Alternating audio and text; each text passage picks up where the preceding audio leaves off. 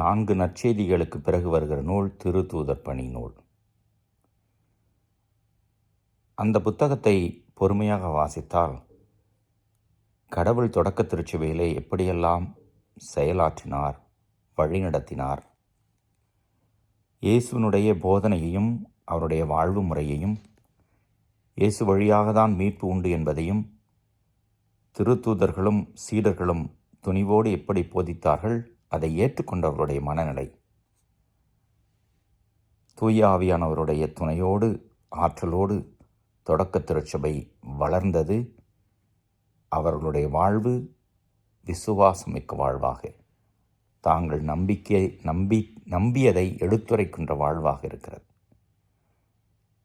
பவுல் போதனையினால் வியாபாரியான ஒரு பெண் மனமாற்றம் பெற்று தானும் தன் குடும்பமும் திருமுழுக்கு பெற்றதையும், பவுலையும் மற்றவர்களையும் தங்கள் இல்லத்திலே வரவேற்று உபசரித்ததையும் இன்றைய முதல் வாசகத்தில் வாசிக்க கேட்டோம்.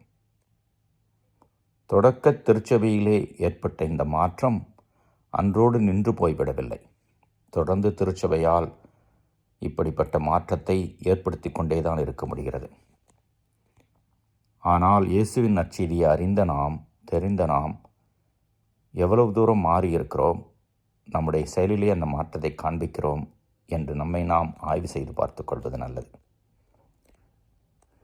இன்றிலிருந்து ஏறக்குறைய இன்னும் ஒரு 10-15 நாட்களுக்கு இயேசுனுடைய விண்ணேற்பு, தூய ஆவியானவருடைய துணை, இதை பற்றியெல்லாம் திரும்ப திரும்ப வாசகத்தில் வாசிக்க கேட்போம்.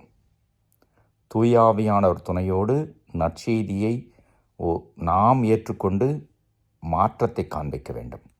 அந்த மாற்றம் பிறரையும் பாதிக்கும், பிறரையும் இயேசுவின் வழியிலே வழிநடத்தி வரும்.